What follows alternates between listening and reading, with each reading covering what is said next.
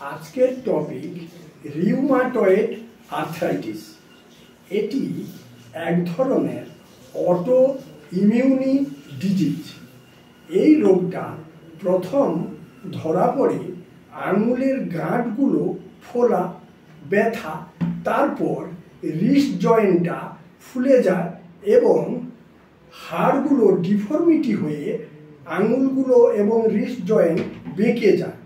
তারপর কোনো একটা হাঁটু ধরে যায় এবং হাঁটুটার মধ্যে হাড় বৃদ্ধি হয়ে যায়, হাড়ের একদম ডিফর্মিটি হয়ে যায়, মানুষ চলাফেরা করতে পারে না। এই অসুখটা বেশিরভাগ মেয়েদের ক্ষেত্রে হয়।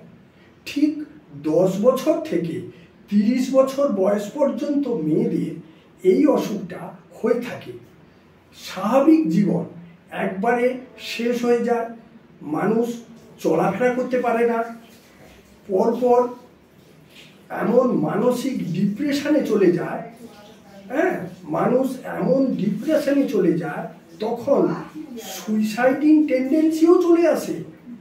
আর সেই পেশেন্টকে তার বাড়ির লোক অবহেলার চোখে দেখে। এইটা সব থেকে বড় কারণ।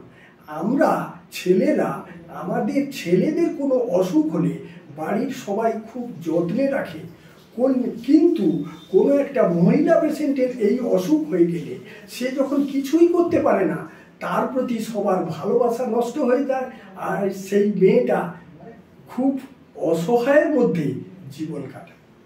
এবং আরেকটা কথা বলি, এই অসুখটা কিভাবে ধরা পড়ে, কি টেস্ট করতে হয়। RA ফ্যাক্টর পজিটিভ ধরা পড়ে, ব্লাড টেস্ট করলে RA ফ্যাক্টর পজিটিভ এবং HLA-B27ও পজিটিভ হয়।